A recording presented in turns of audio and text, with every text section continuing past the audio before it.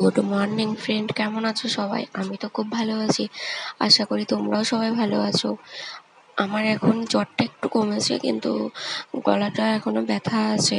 ওষুধ খাচ্ছি, ওষুধ চেঞ্জ করে দিয়েছে, জ্বরটা কমেনি বলে। তারপর আবার জ্বরটা এখন কমেছে, কিন্তু গলা ব্যথাটা এখনো কমেনি। তারপর ঠান্ডাটা এখনো কমেনি, কিছুই কমেনি, শুধু জ্বরটা সামান্য কমেছে।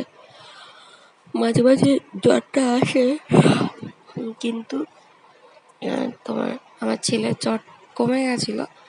আমার জ্বর দেখে আবার ওর জ্বর চলে এসছে, কারণ ও এখন ছোট বাচ্চা, তো আমার সাথে থাকছে সবসময়, ওর জন্য। আর আশীর্বাদ করবে তোমরা সবাই, কারণ মানুষের থেকে বড় কিছু পাওয়া হয়েছে আশীর্বাদ। এর থেকে বড় কিছু পাওয়া যায় না। তাই তোমাদের সবাইকে বলছি, আমার ছেলেকে আশীর্বাদ করবে দুহাত ভরে। ও যেন ভালো থাকে, সুস্থ থাকে, ওর শরীরটা যেন তাড়াতাড়ি সুস্থ হয়ে যায়। কারণ বাড়িতে ছোট বাচ্চা যদি অসুস্থ থাকে, সবাই অসুস্থ। আর আমার যাই হোক না কেন, আমার কিছু হয়ে যাক, তাও কোনো অতটা কষ্ট হয় না, কিন্তু ওর সামান্য কিছু হলে ভীষণ কষ্ট হয় আমার। ওর সামান্য 100-র উপরে যদি জ্বর হয়, আমি কান্নাকাটি করতে শুরু করে দিই। কিন্তু আমার যখন জ্বর আসে, আমার এইবার জ্বর এসছে, আমার লাইফে কোনোদিন এত জ্বর আসেনি। 103-এর ওপরে, 103.12 এরম করে চলে এসছে।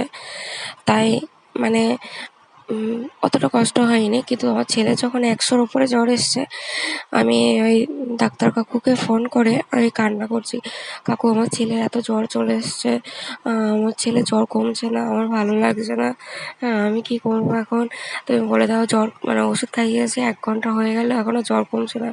কিন্তু আমার 3-4 ঘন্টার মধ্যে জ্বরই কমছে না, 103-এর ওপরে। আর নিচে কমলে 100, হ্যাঁ, যখন কমছে তখন 100। এবার সবাই আমাকে বলছে যে তোমার এত জ্বর, তখন তোমার কষ্ট হয় না, যখন তোমার ছেলের 100-র উপরে জ্বর, 100-র মতো জ্বর, তখন তুমি এমন কান্নাকাটি করছো। আমি বলছি, দেখো, আমার জীবন যা খুশি হয়ে যাক, আমি কষ্টটা সহ্য করতে পারছি, কিন্তু আমার ছেলেটার কষ্ট তো আমি সহ্য করতে পারছি না, কারণ ও তো ছোট, ও তো কিছু বলতে পারছে না। তার জন্য তোমাদের বলি সবাইকে, আমার ছেলেকে 2 হাত ভরে আশীর্বাদ করবে, যেন আমার ছেলে সুস্থ থাকে, ভালো থাকে। আর হ্যাঁ, মানে বয়স্ক বলি, বাচ্চা বলি, যেই হোক না কেন, মানে মিডিয়াম যাদের বয়স, তাদের একটু সহ্য ক্ষমতা বেশি হয়, কিন্তু যারা বয়স্ক আর বাচ্চা, তাদের বাচ্চা যা বয়স্ক, তারা সহ্য ক্ষমতাটা একটু কম থাকে। তার জন্য তাদের যতই কিছুই হোক না কেন, ওরা সহ্য করতে পারে না, তাই আমাদেরই কষ্ট হয়। আমার ঠাকুমা শাশুড়ি ছিলেন, 99 বছর বয়স, উনি 2 বছর হয়েছে মারা গেছে। আমার বিয়ের পর ওনার সাথে আমি থাকতাম একসাথে, আমার বর ডিউটি চলে গেলে। কিন্তু ওনার কিছু কিছু কথা আমার খুব খারাপ লাগতো, ওর কিছু কিছু কথা খুব ভালো লাগতো। ওনার ব্রেন স্ট্রোক হয়ে মারা গেছে। 6 মাস পর্যন্ত একটা বাচ্চাকে যেভাবে মানুষ করতে হয়, সকাল থেকে রাত্রি 11টা পর্যন্ত, ভোর থেকে, ভোর 5টা, 4টে, 4:30 থেকে, ওনার খাওয়ানো, মুখ ধোয়ানো, বাইরে যাওয়া থেকে শুরু করে জামা কাপড় কাচা, যাবতীয় কিছু আমি করতাম। আর আমার শাশুড়ি বাইরে রান্না করতো, বাইরে কাজ টাজগুলো আমি করতাম। ওনাকে আমি দেখেছি যে বয়স হয়েও বাচ্চাদের মতো করতো। হ্যাঁ, যে হ্যাঁ, একটা বয়স হয়ে গেলে যেমন মানুষ করে তেমন। তাই আমি বললাম যে বাচ্চার বয়স একই। আর আমি তার জন্যই বলছি যে একটা বাচ্চা মানুষ যেমন, একটা বয়স্ক মানুষই তেমন।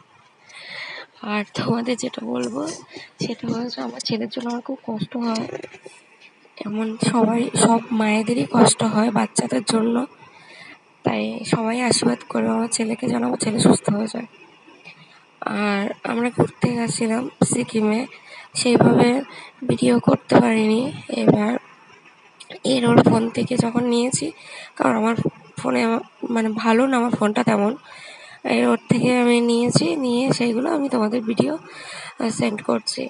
দেখো, যখন আমরা বাড়িতে এসেছিলাম এসি বাসে করে, শিলিগুড়ি থেকে কলকাতা বাস, আর এই বাসটা এত সুন্দর, দোতলা বাস, মানে বসার সিটগুলোতে সব শুয়ে শুয়ে আসা যায়।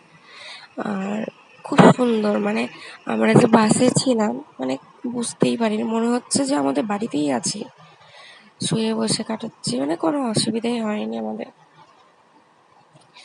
আর দেখো, তোমাদেরও খুব ভালো লাগবে যদি তোমরা এই বাসে আমাকে কমেন্ট করে জানিও যে এসেছো কারা কারা, যদি ঘুরতে যাও।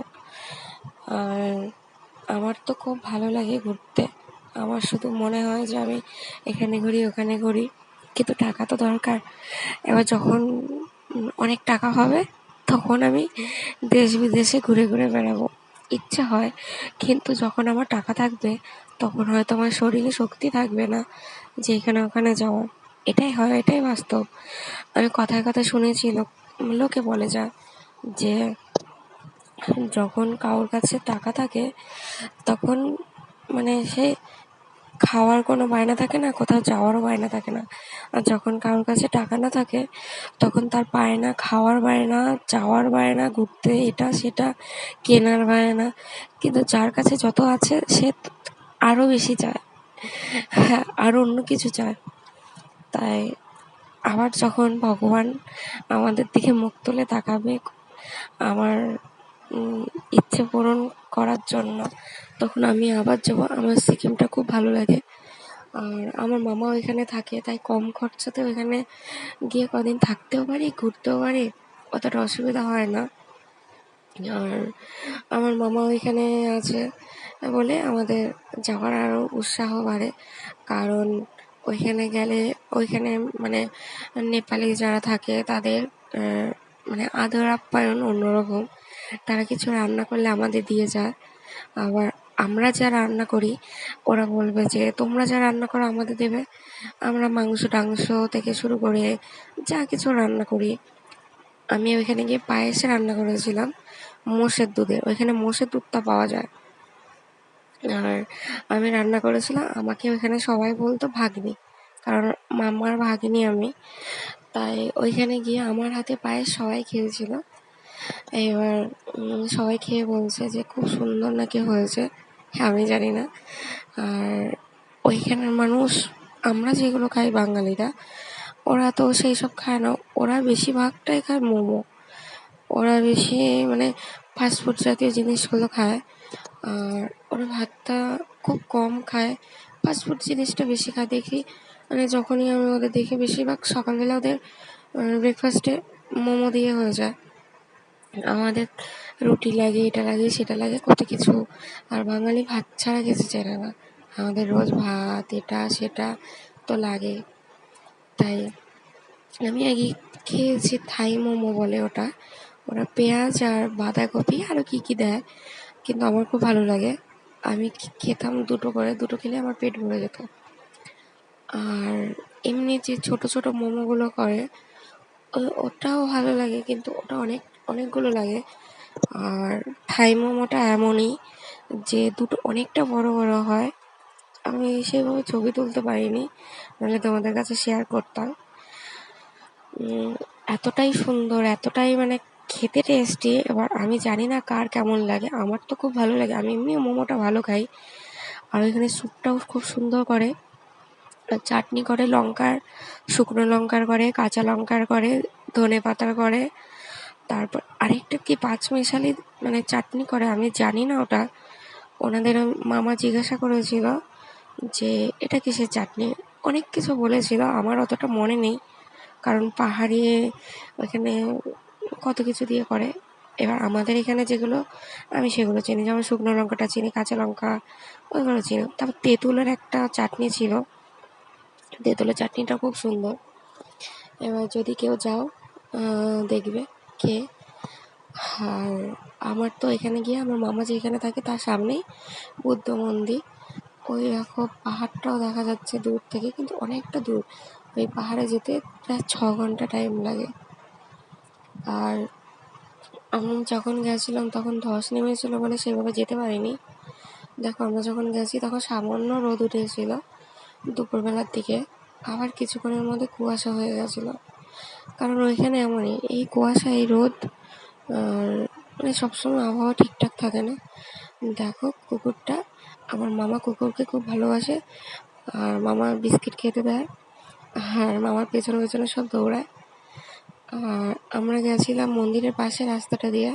দেখো এই যে গোল গোল, মানে কি বলে এগুলোকে, চক্রাকার, মানে এগুলো ঘোরে, হাতে দিয়ে নাড়ালে ঘোরে।